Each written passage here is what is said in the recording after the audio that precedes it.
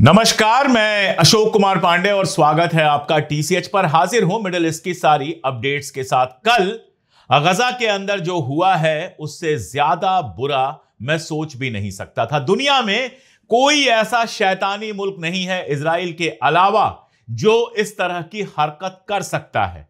ऐसे ही घर टूटे हुए हैं, लोग टेंट्स में रह रहे हैं। एक टेंट में अनस अल शरीफ, ये अल जजीरा के जर्नलिस्ट थे। इस समय गजा में जितने जिंदा जर्नलिस्ट थे उनमें सबसे ज्यादा मकबूल थे, सबसे ज्यादा मेहनती थे।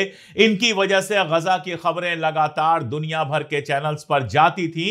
अनस अल शरीफ अपने 3-4 दोस्तों के साथ, जो प्रेस से जुड़े हुए सारे मीडिया के लोग थे, एक कैंप में थे और उस कैंप को निशाना बनाकर बम फेंका गया, उसको निशाना बनाकर मिसाइल फेंकी गई और इन सारे लोगों को हलाक कर दिया गया, शहीद कर दिया गया। अनस अल शरीफ 28 साल का लड़का, जिसके बाप को पहले ही मारा जा चुका है, उसकी फैमिली के कई लोगों को मारा जा चुका है, जो जर्नलिस्ट है, जिसने कई बार लिखा कि मेरा कोई पॉलिटिकल अफिलिएशन नहीं है। इजराइल के अखबार उसको हमास का एक्टिविस्ट बता रहे हैं। गजा का कोई भी बंदा उठाइए और उसको हमास का एक्टिविस्ट बता दीजिए। अनस अल शरीफ को निशाना लगा के मारा गया, जो सीधे सीधे जेनोसाइड है, जो सीधे सीधे वार क्राइम है, जंगी अपराध है, युद्ध अपराध है। इजराइल इस शैतानी हरकत के लिए आज नहीं तो कल कीमत जरूर अदा करेगा। एक सिंपल सा आदमी जो अपने बच्चे से महीनों से नहीं मिल पाया था, एक वीडियो वायरल है मार्च की, जब वो अपनी बेटी के साथ बात कर रहा है। ये इसको हमास का आतंकवादी कह रहे हैं। हमारे यहां भी आज सुबह मैंने ट्विटर पर लिखा तो कई लोग आके लिख गए हमास का आतंकवादी। इन गधों को, इन मूर्खों को यह नहीं पता है कि 2023 में एक बम विस्फोट में बहुत बुरी तरह से घायल हुए थे अनस, जिसके बाद उनकी एक आंख की रोशनी लगभग चली गई थी, एक कान से बड़ी मुश्किल से सुनाई देता था, तमाम तरह की परेशानियां थी। और इजराइल ने अपने एक इन्वेस्टिगेशन में पाया था कि वो आर्मी का कोई काम कर ही नहीं सकते हैं। जो आदमी बंदूक नहीं उठा सकता, जो आर्मी का कोई काम कर नहीं सकता, जो सेना में भर्ती होने के काबिल है ही नहीं, वो आतंकवादी कैसे हो सकता है? इजराइल का सारा डर बस ये है कि अनस जैसे लोग उसकी सारी हकीकत दुनिया के सामने लाकर रख दे रहे हैं। गजा सिटी पर कब्जे का जो उसका प्लान है, उसको लेकर नेतन्याहू बहुत बुरी तरह से फंसा हुआ है। इंग्लैंड, फ्रांस, बेल्जियम वगैरह तो पहले ही कह चुके थे। अब ऑस्ट्रेलिया के प्राइम मिनिस्टर ने बाकायदा एक वीडियो जारी करके कहा है कि सितंबर में यूएन की जो असेंबली होने वाली है, उस समय फलस्तीन को वो खुद मुख्तार मुल्क का दर्जा देंगे। और ऑस्ट्रेलिया के ये दर्जा देने का मतलब है कि अगला नंबर होगा न्यूजीलैंड का। तो यूरोप से जो प्रोसेस शुरू हुआ था अब पूरी दुनिया में फैल गया है। अमेरिका के सबसे करीबी मुल्क फलस्तीन को खुद मुख्तार मुल्क का दर्जा दे रहे हैं। और इजराइल के अंदर क्या हाल है? ये जो वीडियो आप देख रहे हैं, ये तेल अवीव का वीडियो है, दुनिया में किसी और जगह का नहीं है, इजराइल की अपनी राजधानी का वीडियो है। हजारों लोग सड़क पर हैं, नेतन्याहू से इस्तीफा मांग रहे हैं और कह रहे हैं गजा से वापस लौटो, गजा के अंदर जंग बंद करो।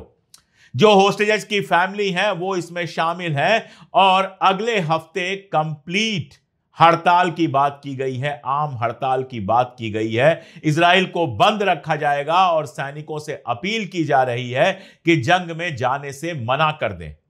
यही नहीं, इजराइल के अखबार, वाइनेट न्यूज जैसे अखबार ये खबर छाप रहे हैं कि सैनिक बुरी तरह से थके हुए हैं, फैटीग है, मार मार के बच्चों की हत्या करके, औरतों की हत्या करके थक गए हैं, अब लड़ने की कंडीशन में नहीं है। और सबसे बड़ी बात यह कि इस्मारिच, जो सबसे जहरीले मंत्रियों में से एक है इजराइल के, उसका बयान फाइनेंशियल टाइम्स में छपता है कि नेतन्याहू किसी भी हालत में गजा पर कब्जा नहीं कर पाएगा। जो सबसे जहरीला मिनिस्टर है नेतन्याहू का, जो नेतन्याहू का अपना साथी है, कोई गैर नहीं है, सबसे ज़ायनिस्ट, सबसे हत्यारा, वो इस्मारिच सामने आकर कहता है कि नेतन्याहू ये जंग नहीं जीत पाएगा। ये मैं नहीं कह रहा हूं, ये कोई नेतन्याहू की मुखालिफत करने वाला नहीं कह रहा है, उसका अपना मिनिस्टर कह रहा है कि नेतन्याहू गजा के अंदर जंग नहीं जीत पाएगा। और विपक्ष यावर लैपिड का बयान आया है कि नेतन्याहू एक नंबर का झूठा और फेल्ड प्राइम मिनिस्टर है।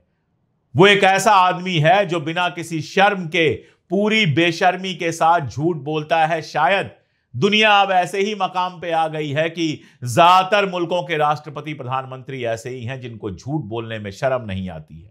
अमेरिका का राष्ट्रपति ट्रंप झूठ बोलने के लिए बदनाम, अपने देश वाले की तो मैं बात ही क्या करूं।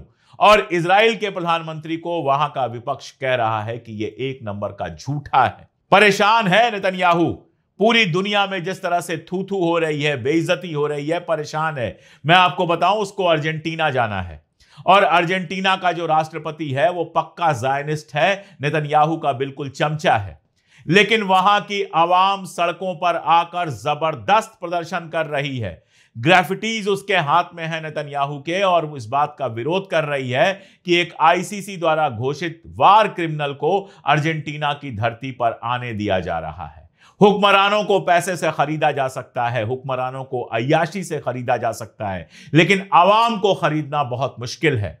और आपको मैं बता दूं, यह घटना इटली की है जो मैं आपको बता रहा हूं, और सुनकर अपने कान पर हाथ रख लीजिएगा। खास तौर पे वो लोग जो उम्मत की बात करते हैं, जरा गौर से सुनिएगा इसको। एक सऊदी शिप था, सऊदी अरब का शिप जहाज, जिसमें हथियार भरे हुए थे, और ये हथियार इजराइल के लिए जा रहे थे।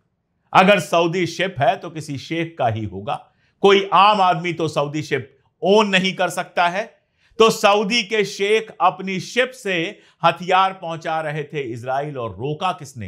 इटली में रोका वहां के जो डॉक वर्कर हैं। वहां जो डॉक है, जिस डॉक से उसको गुजरना था, जो तट है, जो जजीरा है जहां से गुजरना था, वहां के वर्कर्स ने, जिनमें से 90% से ज्यादा क्रिश्चियन होंगे, उन्होंने रोका सऊदी का शिप। बोला कि इजराइल में ये हथियार हम नहीं जाने देंगे, ये गजा के मासूम लोगों को मारने के काम आते हैं। अब जरा सोचिएगा आप, सऊदी के शेख अपना शिप इस्तेमाल करने देते हैं इजराइल को हथियार पहुंचाने के लिए, और रोकने वाले इटली के हैं। मैं बार बार कहता हूं कि गजा का मसला मुसलमानों का मसला नहीं है। अगर मुसलमानों का मसला होता तो सारा अरब वर्ल्ड खड़ा होता गजा के साथ, और इजराइल की औकात नहीं थी कि वो एक मक्खी भी वहां मार पाता। लेकिन आधे से ज्यादा अरब मुल्क इजराइल के साथ मिले हुए हैं, और जो बचे खुचे हैं वो सिर्फ जबानी जमा खर्च करते हैं, इसके आगे नहीं बढ़ते हैं। उससे तो बहुत बेहतर जापान के लोग हैं। देखिए ये वीडियो, आप देखिए, जापान में लाखों लोग सड़क पर हैं। ऑस्ट्रेलिया का वीडियो आपने देखा था, सिडनी का। सिडनी के बाद फिर से लाखों लोग सड़क पर आए हैं, और जापान में आए हैं जहां मुसलमानों की संख्या बहुत कम है। जाहिर है जापानी है ये, इसमें बौद्ध होंगे, इसमें क्रिश्चियन होंगे, कौन जाने हिंदुस्तानी भी होंगे।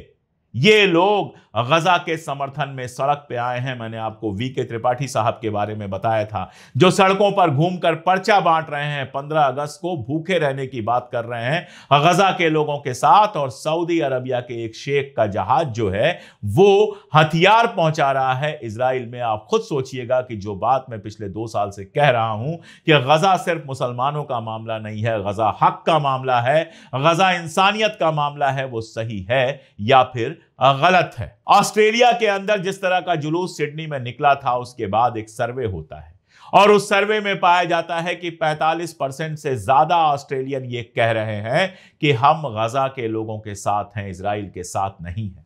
और अवाम का यही प्रेशर है कि ऑस्ट्रेलिया के प्राइम मिनिस्टर अब कह रहे हैं कि हम बहुत जल्द फलस्तीन को एक खुद मुख्तार मुल्क का दर्जा देंगे। इंग्लैंड के अंदर कल फिर एक जुलूस निकला, और बड़ा जुलूस निकला। इतना बड़ा जुलूस निकला कि 5,500 लोगों को तकरीबन गिरफ्तार किया गया। और आप आश्चर्य करेंगे कि इसमें से 50% लोग 60 साल से ज्यादा उम्र के थे। तस्वीरें आई जिनको देख के लगा कि अरे, अगर ये 60 साल से ज्यादा की बुजुर्ग औरतें सड़कों पर उतर सकती हैं और गिरफ्तारी झेल सकती हैं, इनमें से कई पुलिस से रिटायर हैं, कुछ आर्मी से रिटायर हैं, कुछ वकील हैं। इंग्लैंड की जो सबसे बड़ी पोएट है एलिस ऑसवाल्ड, उनका वीडियो आया। ये वीडियो आप देख पा रहे होंगे कि कैसे उनको गिरफ्तार किया गया। और जो मैं कह रहा था कि अगर 60 साल से ज्यादा उम्र की ये औरतें गिरफ्तारी से डरे बिना गजा के समर्थन में आती हैं, और ये मुसलमान नहीं है, मैं बार बार आपसे कहूंगा कि ये मुसलमान नहीं है, ये किसी उम्मत के चलते नहीं आई हैं, ये किसी इस्लाम के चलते सिर्फ नहीं आई हैं। ये औरतें आई सड़क पर इंसानियत के वास्ते, हक की बात करने के लिए आई, ह्यूमैनिटी की बात करने के लिए आई। इसीलिए मैं इनकी इज्जत करता हूं, ज्यादा इज्जत करता हूं। और यह सवाल पूछता हूं कि अगर 60 साल की औरतें इस तरह से सड़क पर आ सकती हैं, तो क्या हम जहां हैं वहां से आवाज भी नहीं उठा सकते? अगर नहीं उठा सकते तो हमें खुद को इंसान कहने का भी हक नहीं है। गजा का जो हाल है, एक छोटा सा वीडियो 10 सेकंड 15 सेकंड का ये वीडियो है, मैं खामोश हो जाऊंगा, इस वीडियो को सुन लीजिएगा। अशहदु अन्ना मुहम्मदुर रसूलुल्लाह।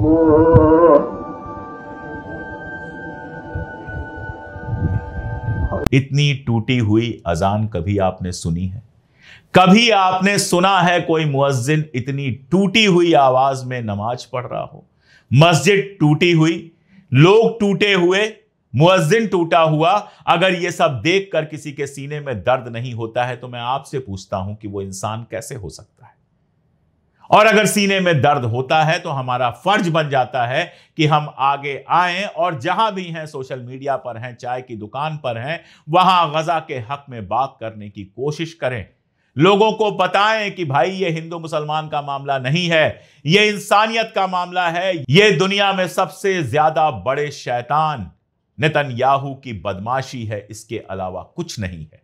इजराइल के अंदर अब यहूदी भी बाहर आ रहे हैं, वो भी लगातार। आपने देखा कि कई आर्टिस्ट आए, कई प्रोफेसर आए, एलन पेपे जैसे हिस्टोरियन तो हैं ही, कितने सारे लोग सामने आकर कह रहे हैं कि गजा में जो कुछ हो रहा है जेनोसाइड है। वेस्टर्न वॉल, जो वहां की सबसे पवित्र वॉल मानी जाती है, जहां पर आपने देखा होगा ट्रंप भी अपना सर टेकते हैं और भी बहुत सारे लोग जाकर जहां पर सर टेकते हैं, वहां पर कल किसी ने लिख दिया था स्टॉप द जेनोसाइड, यानी कि जेनोसाइड को बंद करो। वहां तक किसी मुस्लिम की पहुंच बहुत मुश्किल है, किसी न किसी यहूदी ने ही लिखा होगा। जवान लड़के सेना में भर्ती होने से मना कर रहे हैं, उसकी जगह पर जाकर जेल में रहना स्वीकार कर रहे हैं। यह हालत अंदर है इजराइल के। अनस को जिस तरह से मारा गया है, पूरी दुनिया के अखबारों ने इसको कवर किया है, पूरी दुनिया में सवाल उठा है। बीबीसी ने एक न्यूज छापी थी जिसमें इजराइल का नाम नहीं दिया था, किसी ने उसको काट कर सही बना दिया है कि कैसे एक पत्रकार को इजराइल ने मार दिया। और ये पहले पत्रकार तो है नहीं, सैकड़ों सहाफियों को मार चुका है इजराइल, सिर्फ इस डर से कि ये दुनिया को हमारी हकीकत ना बता पाए। लेकिन कितनों को भी मार दो, फर्क नहीं पड़ने वाला है। एक गिरेगा, दूसरा उसकी जगह पर खड़ा हो जाएगा। तुम गजा पर कब्जे की बात कर रहे हो, गजा के लोग किसी भी हाल में गजा छोड़ने को तैयार नहीं है। छोटे छोटे बच्चे जब पत्रकारिता कर रहे हैं, औरतें जब वीडियोस बना रही हैं और सारी परेशानियां झेल रही हैं, तो अब गजा की खबर बाहर आ चुकी है। नेतन्याहू कल से वीडियो बना बना के कह रहा है कि झूठ फैलाया जा रहा है, प्रोपेगेंडा किया जा रहा है। क्या प्रोपेगेंडा तो तुम कर रहे हो भाई, ट्रंप की गोद में बैठकर प्रोपेगेंडा तो तुम कर रहे हो। गजा के बच्चों, औरतों, सबकी तस्वीरें लोगों ने देखी हैं, वीडियोस लोग देख रहे हैं। जो पत्रकार जा रहे हैं, फ्रांस की एक पत्रकार गई थी, उनको कवर नहीं करने दिया गया।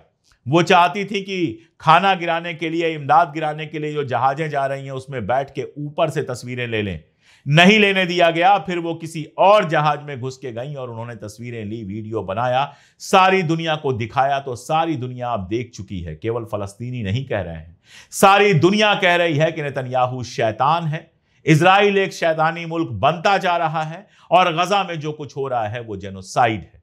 और जब सारी दुनिया खड़ी हो जाती है तो बड़े बड़े हिटलरों की सत्ता हिल जाती है। नेतन्याहू ने इजराइल के अंदर इतनी दरारें डाल दी हैं कि आने वाला कल इजराइल का कैसा होगा किसी को नहीं पता। बहुत सारे एक्सपर्ट्स का कहना है कि इस दौर के बाद इजराइल का बिखरना शुरू हो जाएगा। बहुत मुमकिन है कि तमाम शेखों, तमाम अरब मुल्कों की सहायता और अमेरिका की सरपरस्ती के बावजूद इजराइल बिखर जाए। मैं बार बार कहता हूं और आज भी यही कहूंगा कि गजा के लोगों की शहादत बर्बाद नहीं जाने वाली। अनस अल शरीफ और ऐसे तमाम सहाफियों को मैं सलाम पेश करता हूं, उनकी शहादत के सामने सर झुकाता हूं और ये वादा करता हूं कि जब तक आवाज है, जब तक सीने में सांस है, जब तक हिम्मत है, लगातार हक की आवाज उठाता रहूंगा और ये ख्वाब देखता रहूंगा कि फ़लस्तीन एक दिन आज़ाद होगा और आज़ाद फ़लस्तीन में हम घूमने जाएंगे। उन शहीदों की जो स्मृति बनेगी, जो स्मारक बनेगी, उन पर फूल चढ़ा के आएंगे। आज के लिए इतना ही, बहुत शुक्रिया।